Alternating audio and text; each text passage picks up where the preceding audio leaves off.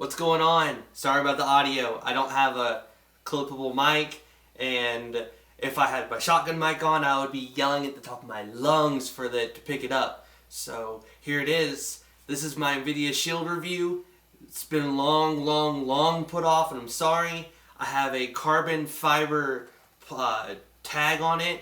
I'll have a link in the description to where you can pick one of these up. I got mine for Newegg for about 20 bucks.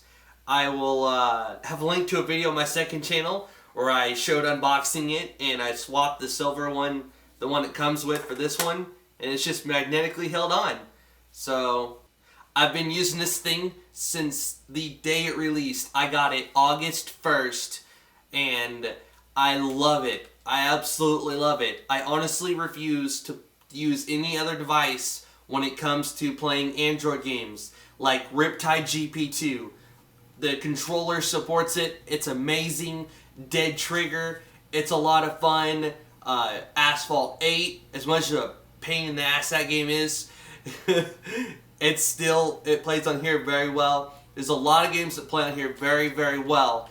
And it honestly gets to the point where you don't want to play the game on any other device. Like if it's a shooter game that requires like using the touchscreen, you absolutely refuse to use a phone, I promise you. And this thing is awesome. I'm going to go ahead and change things around, and I'm going to show you the NVIDIA Shield. I'm going to try not to make this video too long, but I'm trying to cover all the things that are important to me. And now I'll stop recording. Alright, so it should sound a lot better now. But we have our Shield here from NVIDIA. Again, I've had this thing since the day it released, and I don't regret it. To me, the $299 was worth it. This device just blows through every single quadrant, almost 20,000, AnTuTu, freaking 40,000 plus. This thing just absolutely blows through benchmarks, and there's nothing out there right now that can compete with it. On the back of the unit, we have our micro SD card. Right now, I have a 16GB Extreme Pro. I will be purchasing a 32GB Extreme. I do not recommend putting a 64GB card in your Shield at the moment, and I will explain. You have got to format your 64GB micro SD cards in NTFS. So the Shield sees that it's there. It sees 64GB usable. Well, like 62, 63, whatever the limit is. Anyways, apps like Helium will not see that external storage. Apps like ES File Explorer will not see that external storage. Every single app that I tried would not see the 64GB SD card I had in there that was formatted in NTFS, which is what they recommend. They recommend you format in NTFS. Now, there might be an update later on in the future that more apps update and support NTFS, but at the moment, I know that on rooted devices, you need apps such as Paragon, which is like NTFS and exFAT, where you can use those file formats on unsupported phones if you have root access. So once I root this thing, I will see if then more apps let me use that 64GB Extreme micro SD card that's formatted in NTFS. It's really weird. Most devices like the Galaxy Note 2, they need to be formatted in exFAT, but this thing needs NTFS. So enough talking about that. My recommendation to you is you pick up a 32GB Extreme micro SD card because of the simple fact that you won't have any trouble with FAT32 formatted micro SD cards. So I'll have a link in the description to the 32GB micro Extreme and the 32GB micro Ultra. The Shield got an update a while back, and I have in the description of this video, there's going to be a link to my NVIDIA Shield playlist, and you can see all of my videos on the NVIDIA Shield. One of them is an update that allows you to move apps from your internal storage, which is only 16GB, which is super easy to fill up. I guess that makes two of my complaints with this device.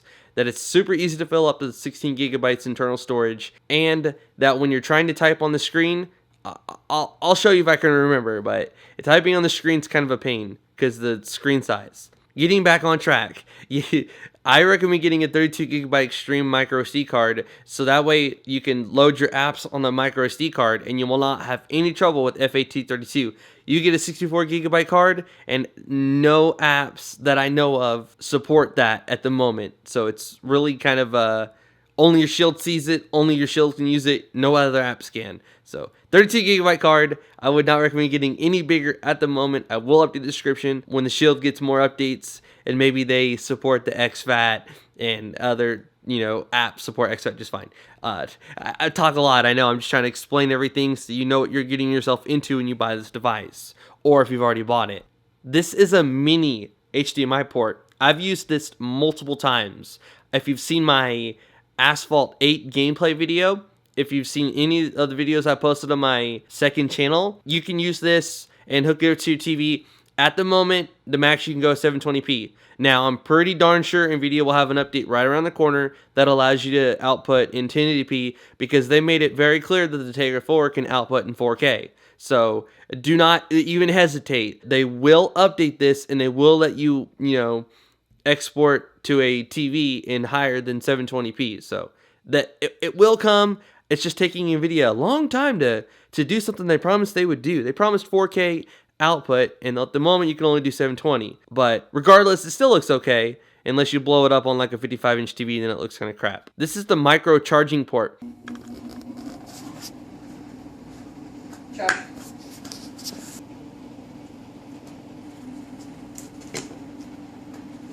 Now, I have hooked up a micro USB OTG adapter, and it worked just fine. I could hook up flash drives, hard drives, mouse, keyboards, whatever I wanted to this, and it worked just fine.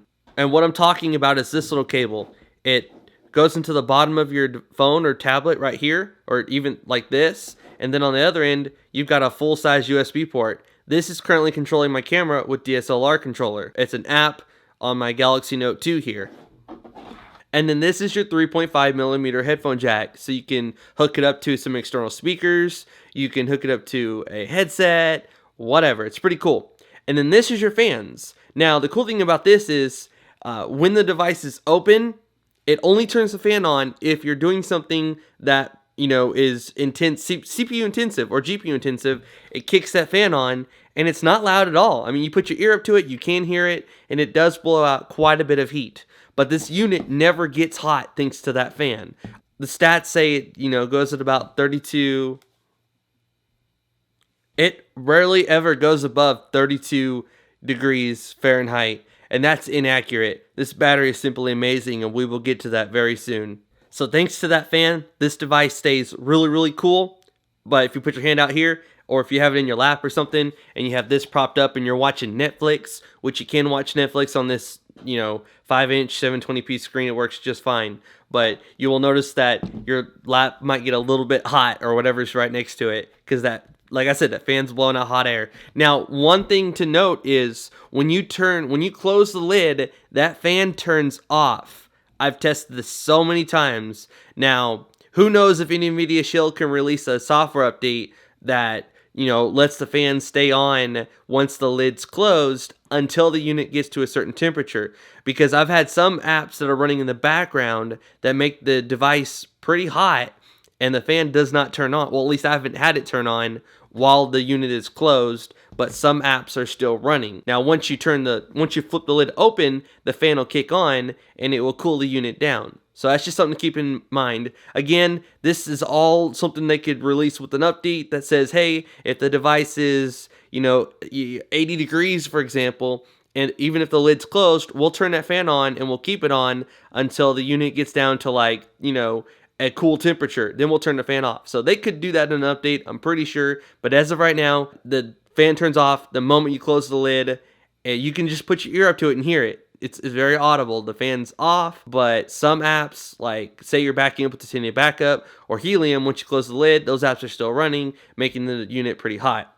So that's just something to keep in mind. This thing has 3 batteries in it. I believe one right here, and one right here. So you'll get, I'll put a screenshot up right now. I've gotten over 5 days of simply, turning the device on to play a game here and there. Maybe 2 hours of screen on time, not much. But the standby time on this thing is amazing.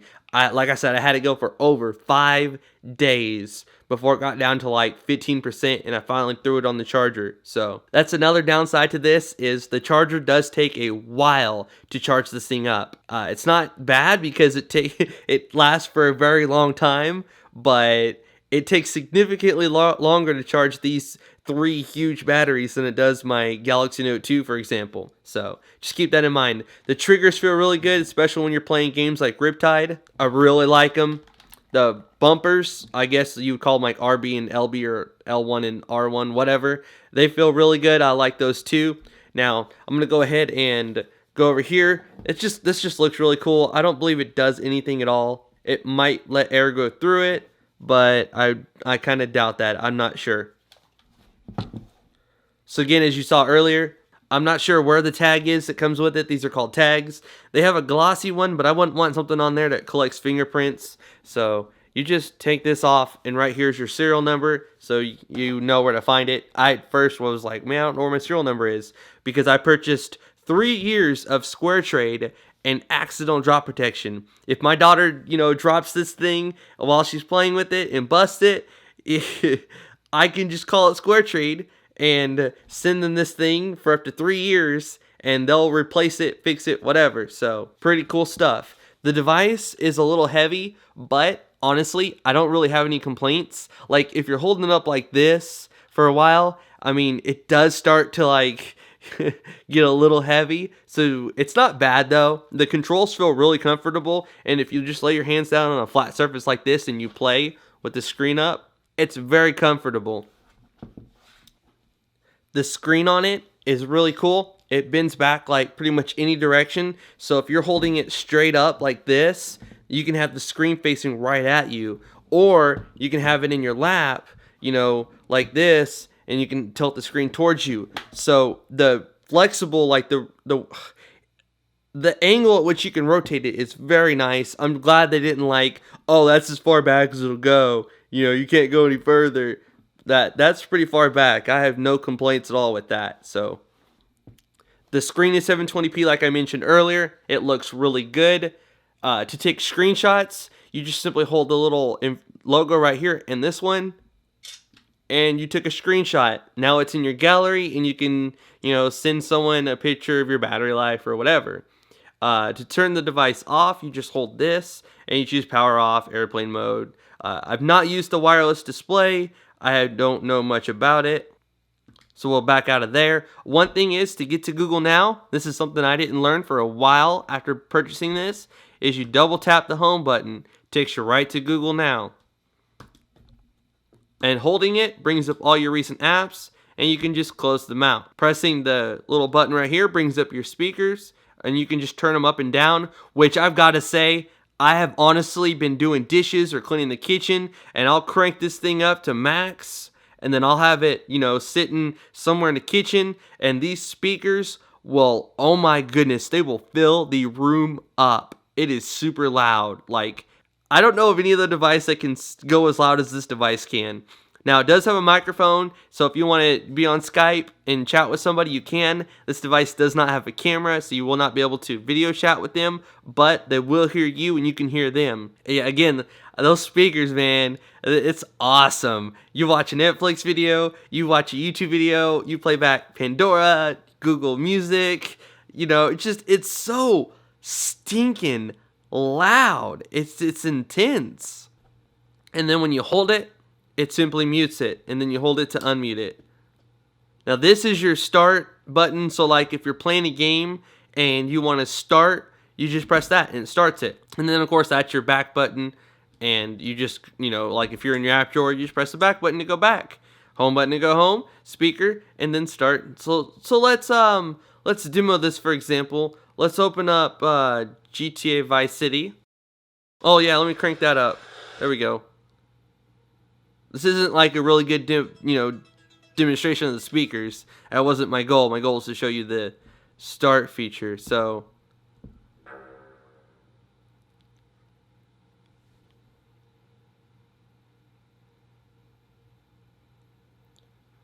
all right, start. There's the start screen. You just press it again to go back, and the controller is amazing. Like, games like this are just so much fun. It'll play music here in a second. You'll see how loud it is.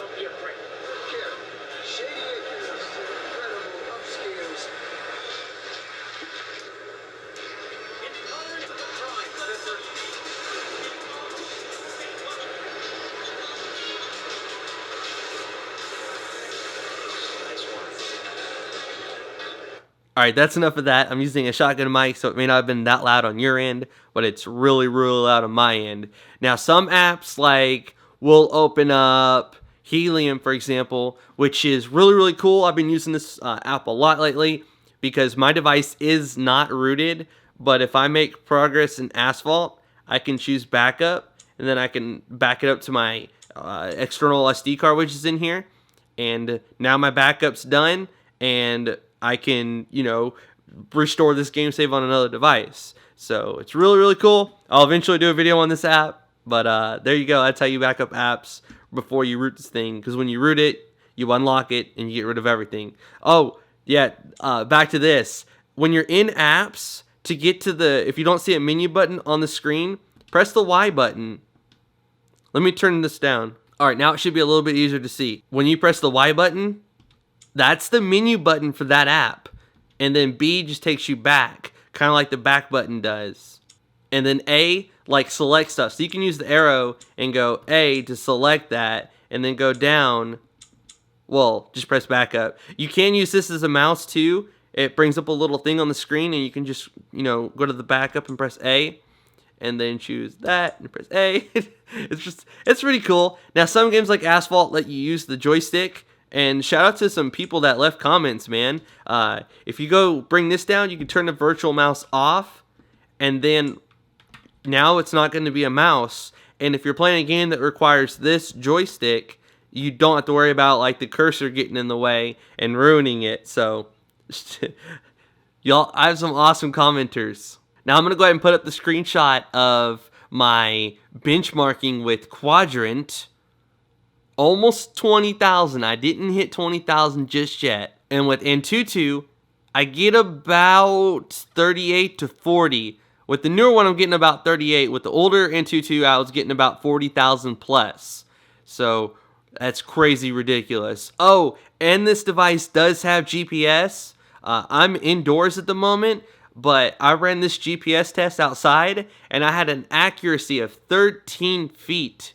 So GPS, I'm indoors in my apartment with like apartments above me. So this device has GPS, and the GPS works very well. I'm telling you, if I brought it outside, it would be like 20 GPS satellites in use. And it would give me like a 10 to 13 feet accuracy. And this little thing right here would have so many little dots lit up, it's not funny. So GPS works fine. If you're able to tether like your phone to this device, you can take this on a road trip and use this to GPS, like to navigate, and then use speakers, for the sound of the navigation. So I honestly love this thing. It's amazing. You play games like Riptide. I'll show you real quick. I gotta turn that down. That's just insanely loud. So we'll race. Just keep going. And then with this game, you hold the right trigger to go. And we'll just play this for just a second. I won't make this too long. I'm not the greatest at this game. I've been playing it, and it's a lot of fun. Oh, wait, this is the first one. My bad. Riptide GP2. Oh, and with this, you can set the graphics to the maximum. Like, you can crank them up, and it just looks crazy good.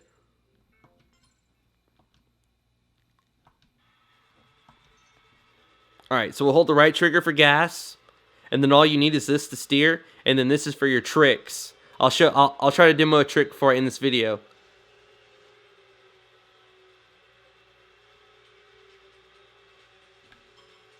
I came in like a wrecking ball. That song stuck in my head. Alright, so we'll hold these two to do a trick. And like if you were just to press up, it would do like one trick. And then if you press up on the left joystick and the right joystick, you would do another trick. So like, I wonder if I can get a big enough jump. Nope, sorry. Let me try one more jump. I unlocked a 720, now I just gotta remember how to do it. Alright, so we'll do like down and up, which is that. So, the controls are awesome. It works beautifully with Riptide GP1 and 2, Asphalt, Beach Buggy Blitz. Dead Trigger, Crazy Taxi, Sonic, Expendable. Oh, Shadowgun Dead Zone. I'm on there. If you go to the little part where you add friends, my username is wwjoshdew, just like the, my YouTube and Twitter and Facebook and Vine and Instagram and everything. Oh yeah, links to all those will be in the description below if you want to follow me. I post frequently on Instagram. I post frequently on Vine. Everywhere. We'll go to my friends here, and it looks like somebody actually requested to be a friend. So I'll go to pending, and I'll say yes, I want to be their friend. So you'll go to add friend, and then you'll add friend by username, and right here just type in my name. Now this was my complaint with this device. This was really my biggest complaint with this device. And like I said earlier, I still love it. It's still an amazing device, but this is really a pain. So we'll do, like, that's how you add me. I'm going to go back to something like Twitter, for example. Let me open up Twitter, and then I'll go to compose a new tweet. And then so when I press on the screen, my entire screen is full. Just like you take your phone and you flip it sideways and you try to type. I never use that. I hold my phone straight up and down, and that's how I type. Now I'm using SwiftKey. I'll change my input method to the one that it comes with, which is this one right here. This is the screen it comes with. It still takes up the entire screen. So like if you're trying to mention somebody, it doesn't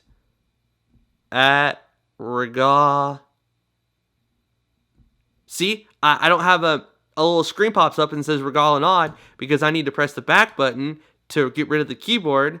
And if I press on the screen, it goes back again. But yeah, it takes up the entire screen. Now you can hold the device like this. Recently it hasn't been working for me, but like when I launch Helium, for example.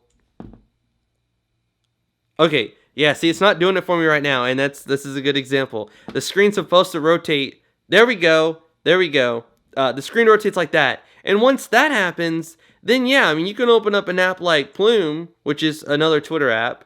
Go to compose a new message. And now, you got your screen that you normally see on your phone, and I can go at Rega. And then there you go. Pops up a suggestion, press on the name, and you continue with your tweet. So now when you do it, like this, it just does not do that. So it's really annoying. Sometimes you're going to have to hold your device like this. Oh, and that's another thing, for example, when you're on Helium and you choose like AnTuTu and backup, you'll see you only have internal, external, schedule backup in Google Drive. I was like, where's Box? I use Box, the most because I got 50 gigs free for your whole life a while back. And look, there you go. Now Box is showing up and I can upload to Box. And I would not have been able to choose that option unless I held it that way. And so I was like, all right, I'm a troubleshooter. I can get around this. I'll back it up, and I'm like, okay, I'll just like press the arrow button. Nope. I'll use the mouse. Nope. I'll try to scroll. Nope. Screens like this require you to do it sideways to see the rest of them. So that's all I'm going to say about that. All right, I'm going to go and end this review now. I'm going to say, once again, I truly love this device. I wish Need for Speed Most Wanted would freaking update to support the Moga controllers and the Shield. I mean, come on. Seriously. I would play Need for Speed Most Wanted so much more if I could use my, my NVIDIA Shield's controller. I would use it so much more, but you can't do that. They won't update it for some reason. I don't know why. But when you're playing games like Asphalt and Riptide and Grand Theft Auto Vice City, I'm telling you, you get used to this control pad, this controller, and you're not going to play that same game on your Note 2 or your HTC One or your S4. You get to the point where you're like, you have to go back to this device and play it on here because the controller just feels way too awesome.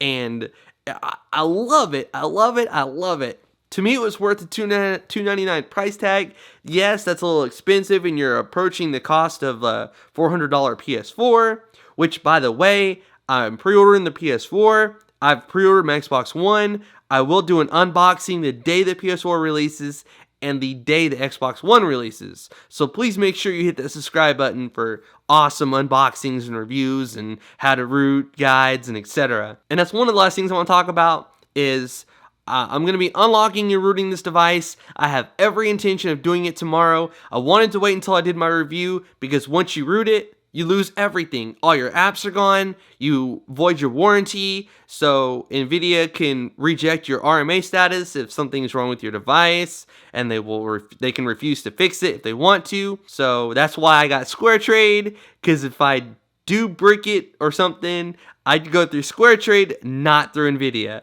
So you have up to 30 days to get SquareTrade once you purchase your device. So if you bought it within the last 30 days, please go to SquareTrade, go under miscellaneous, and get the 3 years of accidental drop protection. And then you don't have to go through NVIDIA for your warranty issues. So videos on how to root and unlock this thing are coming very soon. I will do my best to do them tomorrow because now I've done my review and I've told you how I feel about the device. So links to follow me on Twitter will be in the description below. I'm also on Facebook, Vine, Instagram, Google+. Links to everything will be in the description below. Links to my playlist, all my other, NVIDIA Shell videos are below, and I'll be adding more videos very soon. Xbox One, PS4, the Note 3 is coming out. I'm getting that the day it comes out. Please make sure you don't leave this video without hitting that subscribe button below. You will not regret it, trust me. And thank you to all the 30,000 plus people that have already clicked that button. Oh man, I can't believe the number's just huge to me. So thank you guys very much. This is wwjoshdew, and I'm out.